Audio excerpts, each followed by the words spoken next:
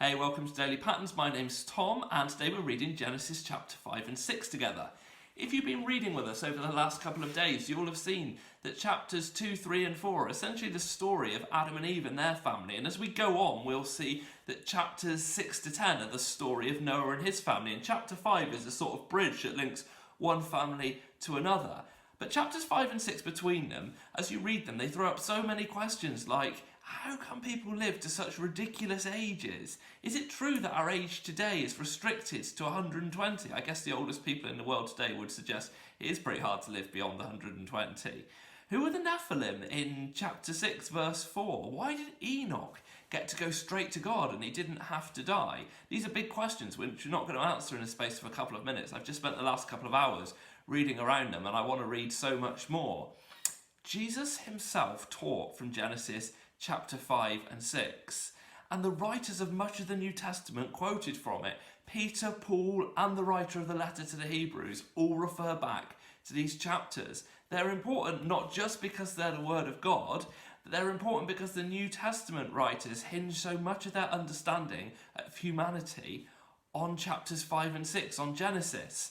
I used to be a history teacher and I loved reading Genesis as a history teacher, particularly the early part, because it explained so much about the human condition, about who we were created to be and the state in which we find ourselves now.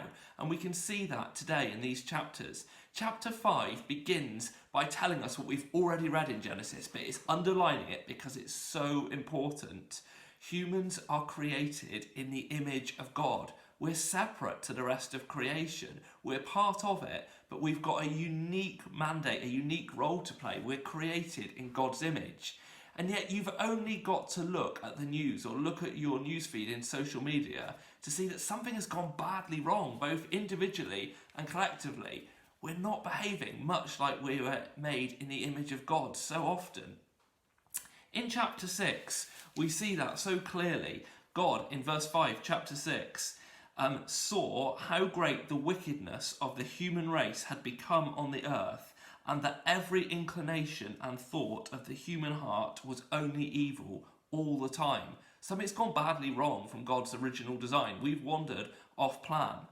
And yet we see in verse 9 of chapter 6 that God sent Noah, a righteous man, blameless among the people of his time, to provide a rescue plan for humanity. Yes, God was about to judge the earth, but he was not about to write humanity off. He was going to rescue the people that he had created via Noah.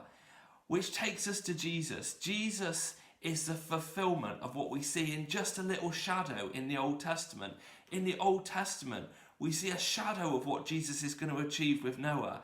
Jesus takes a people who are broken and worthy of blame and rescues us in the same way that we're going to see Noah rescuing humanity over these next couple of days. Guys, it's been great to be with you. Have a good day. God bless. Take care.